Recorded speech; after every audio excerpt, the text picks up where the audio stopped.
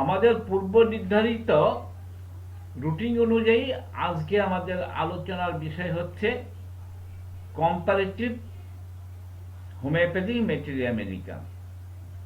Homeopathy materia medica আমরা দুটো ভাগে পড়াশোনা করি। একটা হচ্ছে homoeopathy materia medical pain picture, অর্থাৎ হোমিওপ্যাথি ম্যাটেরিয়া মেডিকাল যে পিকচারটা, সেই পিকচার ডিটেলস আমরা আলোচনা করি। আর একটা পদ্ধতি হচ্ছে আমরা হোমিওপ্যাথি ম্যাটেরিয়া মেডিকাল কম্পেয়ার করে আমরা আলোচনাটা করি। তা আজকে আমাদের রুটিন অনুযায়ী হচ্ছে হোমিওপ্যাথি ম্যাটেরিয়া মেডিকাল কম্পারেটিভ নিয়ে আলোচনা। আজকে আমরা আলোচনা কম্পেয়ার করব অ্যাপিসমেলের সঙ্গে বেলেডোনার কম্পেয়ার করব। আমরা এর আগে কম্পেয়ার করেছি অ্যাপিসমেলের সঙ্গে অন্যান্য ওষুধের। আজকে আমাদের আলোচ্য বিষয় অ্যাপিসমেল ভার্সেস বেলেডোনা। তাহলে অ্যাপিসমেল আমরা জানি যে লেফট সাইডের রেমেডি। অ্যাপিসমেল বাঁ দিকের ওষুধ। আমরা এর আগেও যখন কম্পারেটিভলি আলোচনা করেছিলাম তখন দেখেছি যে অ্যাপিসমেল হচ্ছে লেফট সাইডের রেমেডি, আর বেলেডোনা কিন্তু রাইট সাইডের রেমেডি। অ্যাপিসমেল লেফট সাইডের রেমেডি, বেলেডোনা হচ্ছে রাইট সাইডের রেমেডি। তাহলে আমাদের কম্পেয়ার করতে অসুবিধা কিছু নেই। এবার হচ্ছে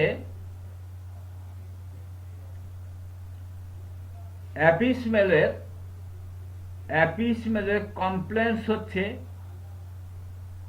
কোন পার্টে হয়? External part.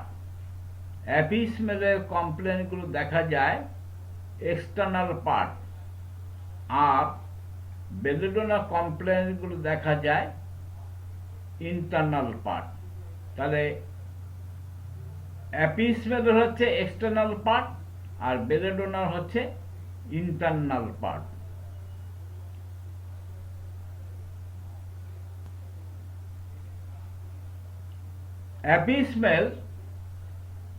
অ্যাপিসমেলের মধ্যে একটা প্রবণতা থাকে, ইনক্লিনেশন ফর ওপেন এয়ার।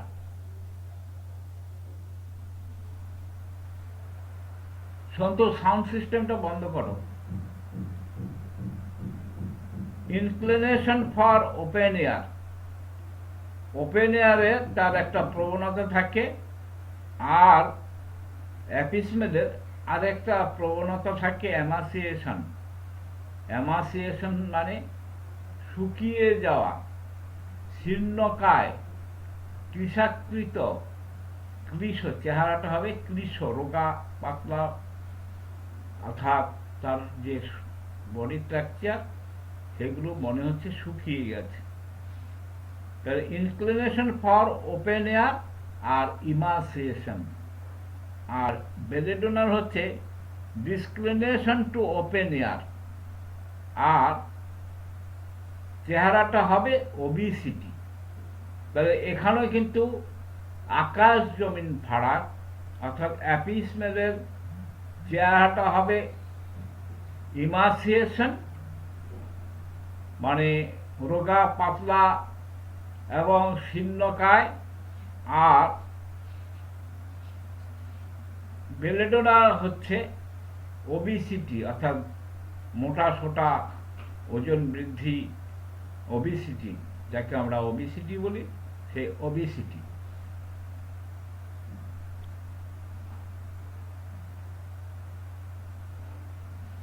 তাহলে ডিফারেন্সটা হচ্ছে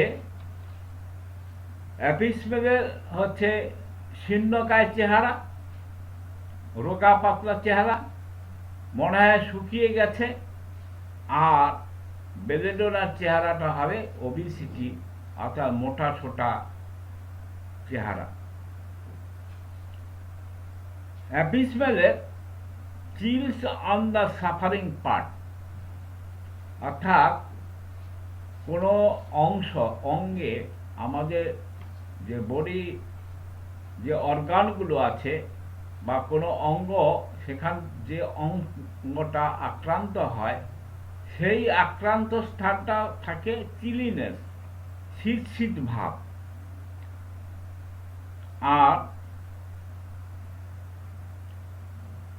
বেলেডোনার ক্ষেত্রে হচ্ছে coldness on the suffering part, যে অংশটা তার আক্রান্ত হয় সেই অংশটা হবে কোল্ডনেস। যেমন ধরুন কোনো একটা অঙ্গে, দেহের যে কোনো একটা জায়গায় আঘাত লেগেছে, তাহলে ওই জায়গাটা আক্রান্ত স্থান, ওই আক্রান্ত স্থানে সেটা হবে, তার যে ফিলিংটা হবে কোল্ডনেস, তার ঠান্ডা অনুভূতি মনে হবে। আর যদি সেই রকম আক্রান্ত স্থান যদি আমরা চিনব কি করে অ্যাপিসমেলের ক্ষেত্রে? অ্যাপিসমেলের ক্ষেত্রে দেখা যাবে যে সেই জায়গাটা শীত শীত ভাব আছে। তাহলে অ্যাপিসমেলের ক্ষেত্রে হচ্ছে চিলিনেস, আর বেলেডোনার ক্ষেত্রে হচ্ছে coldness. Apis mel chill with thrust.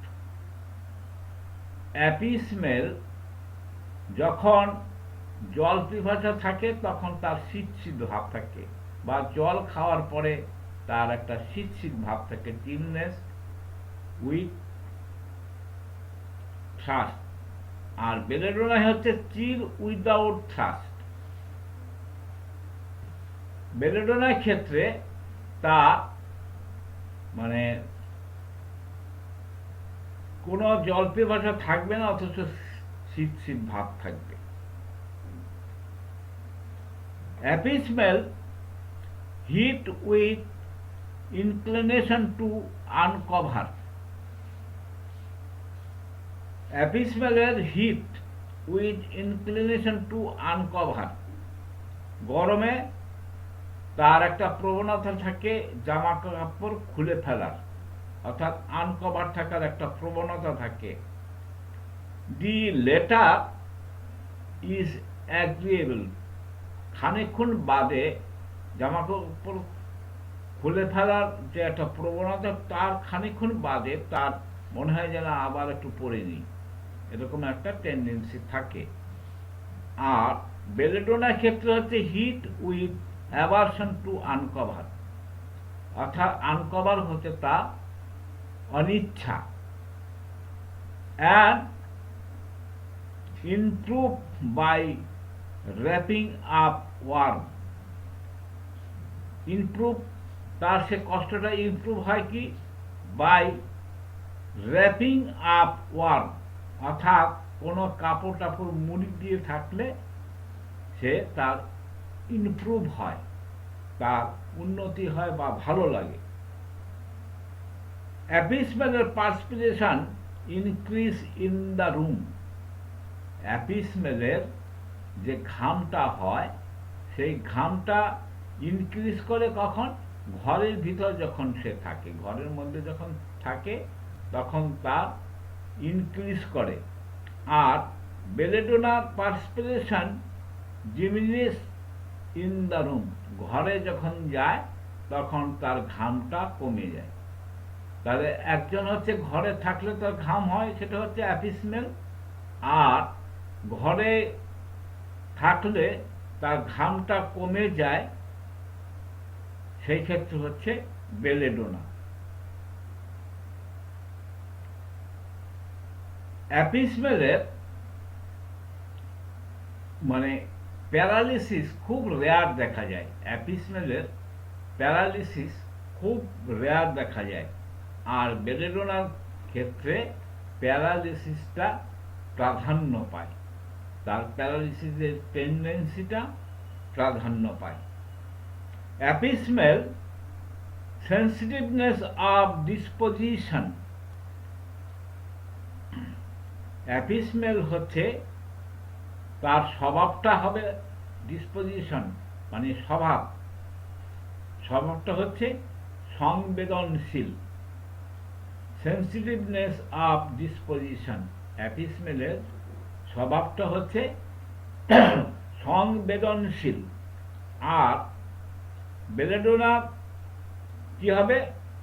ইনসেন্সিটিভিলিটি of disposition predominant, অর্থাৎ তার স্বভাবের সংবেদনশীলের প্রাধান্য পায়, তার সংবেদনশীলতা প্রাধান্য পায়, অর্থাৎ সেটা অধিক মাত্রায় থাকে। Apis mel with children, stiffening of the body on a being tossed or moved। কি হচ্ছে? বাচ্চাদের with children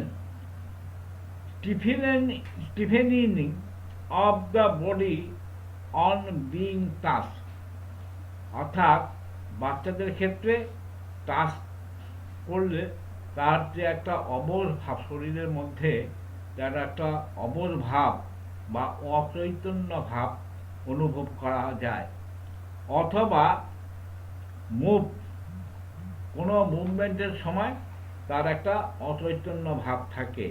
with inflammation of the brain, অর্থাৎ সেটার পিছনে কারণটা হচ্ছে তার যে ব্রেনের মধ্যে একটা ইনফ্লামেশনের জন্য তার দেহের একটা অসার ভাব বা অচৈতন্য ভাব দেখা যায়।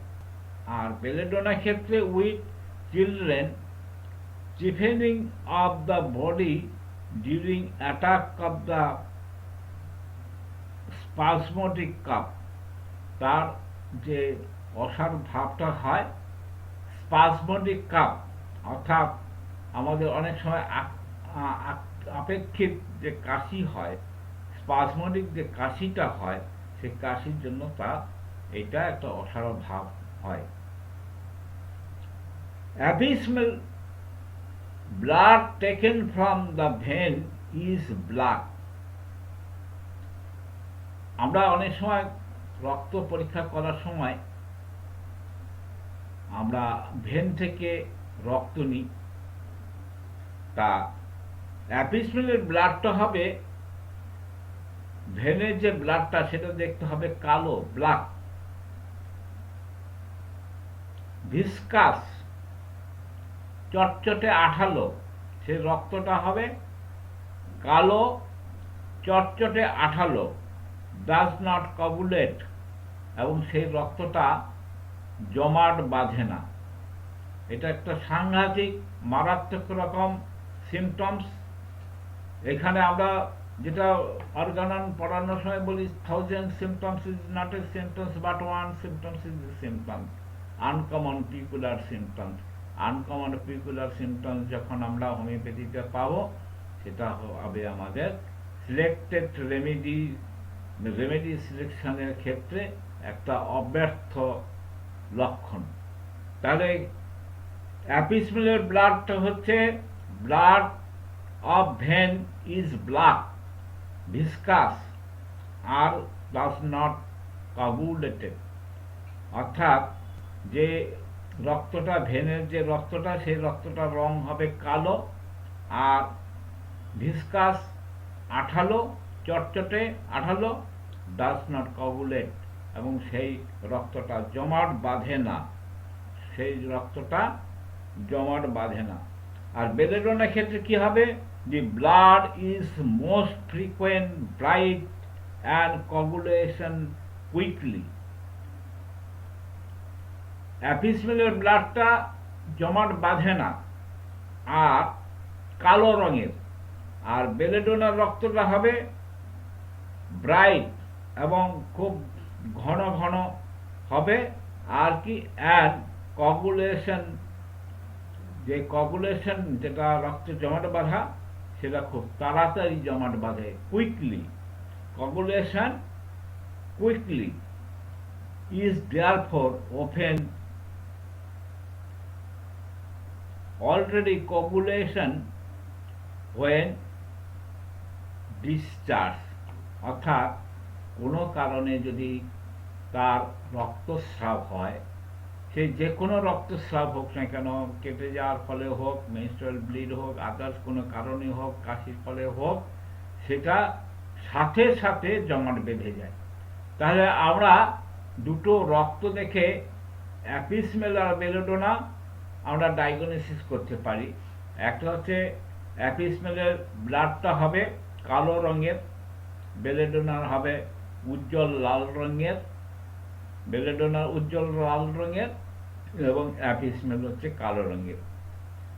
অ্যাপিসমেলের রক্ত ভিসকাস অর্থাৎ চটচটে আঠালো, আর কি ডাজ নট কগুলেট, এটা জমাট বাঁধতে চায় না। আর বেলেডোনার রক্তটা হবে frequent, bright and coagulated quickly, is therefore often already coagulated when discharged, অর্থাৎ যে কোনো কারণেই তার ব্লাড রক্তস্রাব হোক না কেন সাথে সাথে সেটা রক্তটা জমাট বেঁধে যায়। তো সাথে সাথে রক্ত জমাট বাঁধলে আমরা বেলেডোনার কথা চিন্তা করব, আর রক্ত জমাট না বাঁধলে আমরা অ্যাপিসমেলের কথা চিন্তা করব।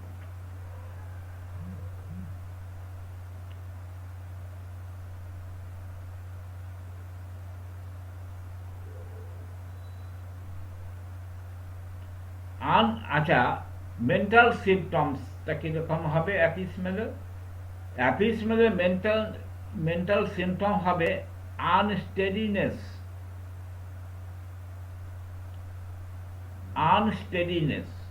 অর্থাৎ একটা অস্থির ভাব, আনস্টেডিনেস। আর কি জিলাসি অর্থাৎ পরশ্রী, কাতর, হিংসুটে। আর তার ফলে কি হচ্ছে, এই সমস্ত মানসিক লক্ষণের জন্য consequence of hearing bad news, কোনো কারণে যদি কোনো দুঃসংবাদ পায় তার ফলস্বরূপ হচ্ছে তার রোগের উৎস বা রোগের উৎপত্তি। তাহলে হচ্ছে আনস্টেডিনেস, অস্থিরতা থাকে, মনের মধ্যে একটা অস্থিরতা থাকে, জেলাসি ভাব থাকে, আর হচ্ছে consequence of the hearing bad news, কোনো খারাপ খবর শোনার ফলে তার যদি কোনো পীড়ার উৎপত্তি হয় সেই ক্ষেত্রে আমরা অ্যাপিসমেলের কথা চিন্তা করব। আর বেলেডোনার ক্ষেত্রে কি হচ্ছে, চেঞ্জিং মুড, বেলেডোনার ক্ষেত্রে মুড পরিবর্তনশীল মুড। আর কি ডিস্ট্রাস্ট, অর্থাৎ কোনো বিষয় তার অবিশ্বাস থাকে। আর কি ফ্যান্সিস, কোনো কল্পিত বিষয় নিয়ে সে আলোচনা করে বা কল্পনা করে। ইনসেনিটি, অর্থাৎ ইনসেনিটি কথা মানে হচ্ছে পাগল, তাহলে পাগলের পাগলামিকে কি বলা হয়, উন্মাদনা। তাহলে ইনসেনিটি অর্থাৎ তার মধ্যে একটা উন্মাদনা থাকে। এখন এই উন্মাদনা আবার অনেক টাইপের থাকে। সামনে আমাদের মানে রাজ্যে নির্বাচন চলছে, এই নির্বাচনের মধ্যে দেখতে পাবেন অনেকের অনেক রকম উন্মাদনা দেখা যাবে, নানা রকম উন্মাদনা।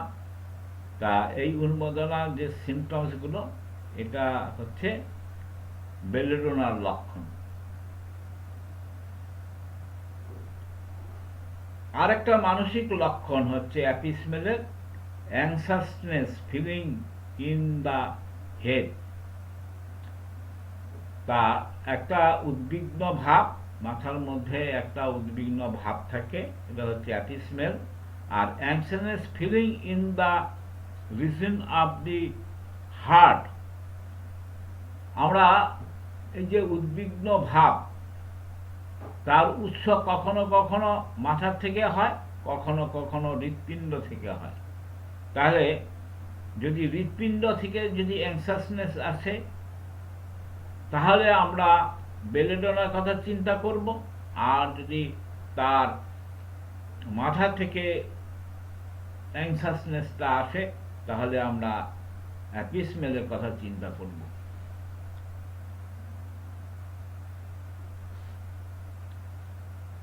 Complaints predominate in the spleen and on the inner side of thigh. তাহলে অ্যাপিসমেলের ক্ষেত্রে যেটা দেখা যাচ্ছে, ইন দ্য স্প্লিন, আমাদের যে অ্যাবডোমেনের মধ্যে যে সমস্ত অর্গানগুলো আছে তার মধ্যে একটা অর্গানের নাম হচ্ছে স্প্লিন বা স্প্লিহা। তাহলে পিলার মধ্যে and on the inner side of the থাইয়ের যে আভ্যন্তরীণ অবস্থা সেখানে তার উৎসটা।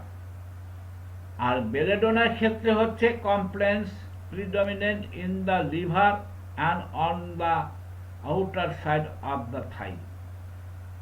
আমরা অ্যাপিসমেলের ক্ষেত্রে দেখলাম যে inner side of the thigh, আর বেলেডোনার ক্ষেত্রে হচ্ছে আপার সাইড, আউটসাইড হচ্ছে থাইয়ের যে আউটসাইড অ্যান্ড কি, আর অরিজিনটা হচ্ছে ইন লিভার থেকে তার অরিজিনটা হয়। তাহলে অ্যাপিসমেলের হচ্ছে অরিজিনটা হচ্ছে স্প্লিন, আর বেলেডোনার ক্ষেত্রে অরিজিনটা হচ্ছে লিভার।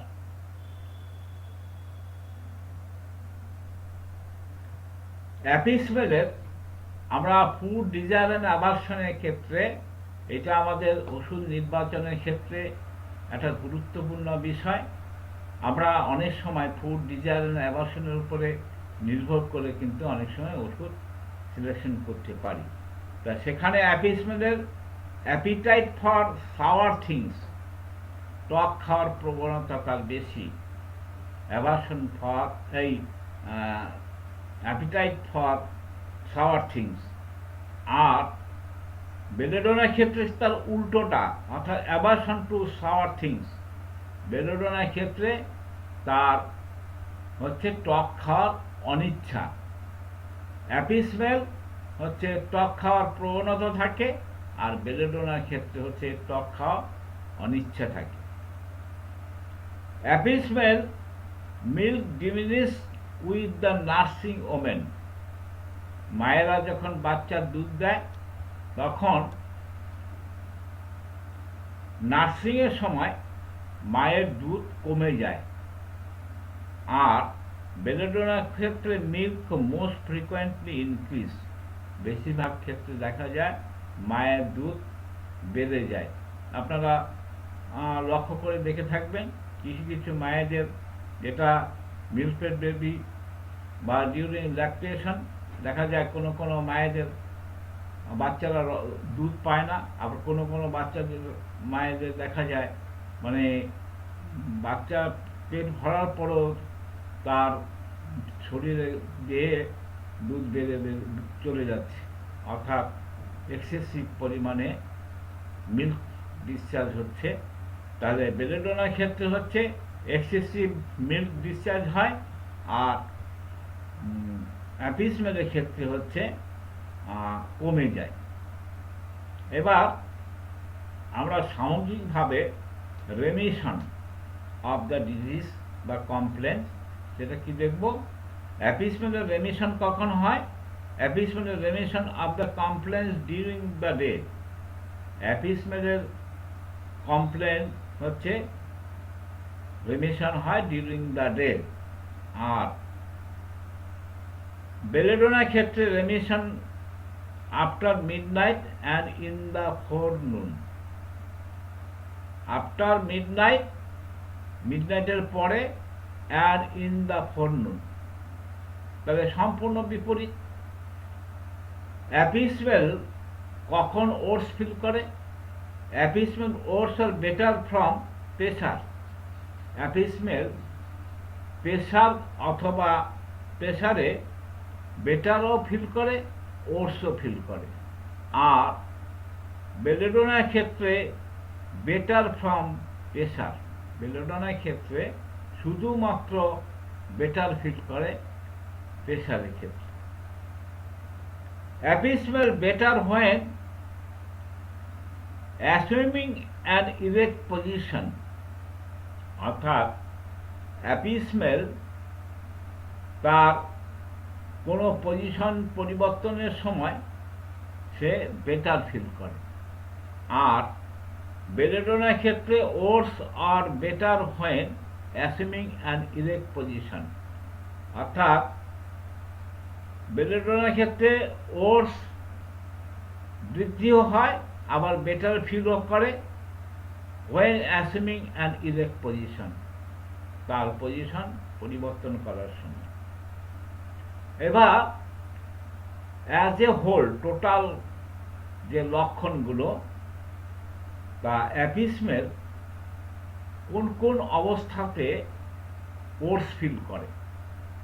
অ্যাজ এ হোল সামগ্রিকভাবে অ্যাপিসমেল ওটস ফিল করে কখন? After lying down in bed from one, when stooping, sitting down, as also from holding the breath, অর্থাৎ যখন তার শ্বাস ধরে আসে তখন, warmth of the bed, বিছানার গরমে, and wrapping up, যখন কোনো মুড়ি দিয়ে থাকে। তাহলে অ্যাপিসমেল সামগ্রিকভাবে ওটস ফিল করে হচ্ছে আফটার লাইং ডাউন, শোবার পরে, ইন বেড, বিছানায়, ফ্রম ওয়ার্ম, গরমে, হোয়েন স্টুপিং, যখন সে কুঁজো হয়ে থাকে, সিটিং ডাউন, যখন বসে থাকে, as also from holding the breath, এবং যখন সে শ্বাসটাকে বন্ধ বা ধরে রাখে তখন ওটস ফিল করে। আর ওয়ার্ম অফ দ্য বেড, বিছানার গরমে, অ্যান্ড র্যাপিং আপ, এবং মানে কোনো কাপড় বা চাদর মুড়ি দিয়ে থাকলে সে তার বৃদ্ধি হয়, ওটস ফিল করে। আর সামগ্রিকভাবে এই সমস্ত ক্ষেত্রেই কিন্তু বেলেডোনা তার বিপরীত। বেলেডোনা তার সম্পূর্ণ বিপরীত, অর্থাৎ বেলেডোনা সেখানে বেটার ফিল করে। বেলেডোনা বেটার ফিল করে কখন? After lying down in bed from one, when stooping, sitting down, as also from holding the breath, warmth of the bed, and wrapping up, এই সামগ্রিকভাবে তার সে বেটার ফিল করে। অ্যাপিসমেল, এটা গেল belladonna better feel. এবার অ্যাপিসমেল সামগ্রিকভাবে বেটার ফিল করে কখন?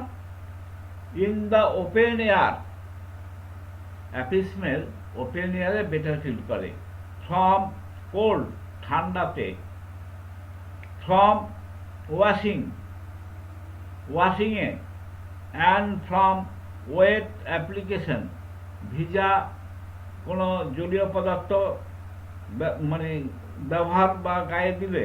হোয়েন রাইজিং ফ্রম বেড, যখন সে বিছানা থেকে উঠে আসে। অ্যান্ড ফ্রম আনকভারিং, যখন সে তার জামা কাপড়গুলো খুলে ফেলে। অ্যাজ এ হোল তাহলে এগুলো হচ্ছে অ্যাপিসমেল বেটার ফিল করে। আর ঠিক এই লক্ষণগুলো, এই সমস্ত ক্ষেত্রে বেলেডোনা সম্পূর্ণ বিপরীত। বেলেডোনা তখন তার কিন্তু ওটস ফিল করে। তাহলে বেলেডোনা ওটস ফিল, সামগ্রিকভাবে বেলেডোনা ওটস ফিল করে কখন?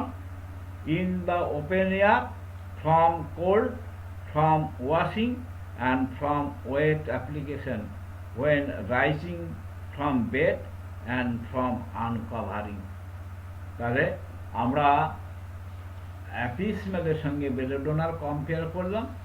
এইভাবে আমরা ওষুধগুলো কম্পেয়ার করে করে তুলনামূলকভাবে আমরা আলোচনা করে পড়াশোনা করব। যেহেতু আমাদের টার্গেট, আমাদের লক্ষ্যটা হচ্ছে হোমিওপ্যাথির মূল নীতি, যেটা সিঙ্গেল ডোজ, সিঙ্গেল মেডিসিন। এই সিঙ্গেল মেডিসিন সিলেকশনের পক্ষে কম্পারেটিভ ম্যাটেরিয়াল মেডিকেল সহায়ক হবে।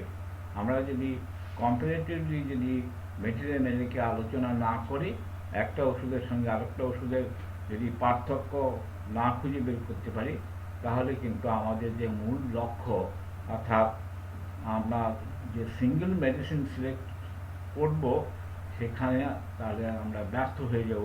সেই জন্য প্রত্যেকটা ওষুধের সঙ্গে আমাদের কম্পেয়ার করে করে পড়াশোনা করতে হবে। আমরা যেমন আমাদের রুটিনের মধ্যে রেখেছি যে পেন পিকচার নিয়ে আলোচনা করব, পেন পিকচারের পাশাপাশি পেন পিকচারের সময়ও আমরা অনেক সময় কম্পারেটিভ আলোচনা করে থাকি।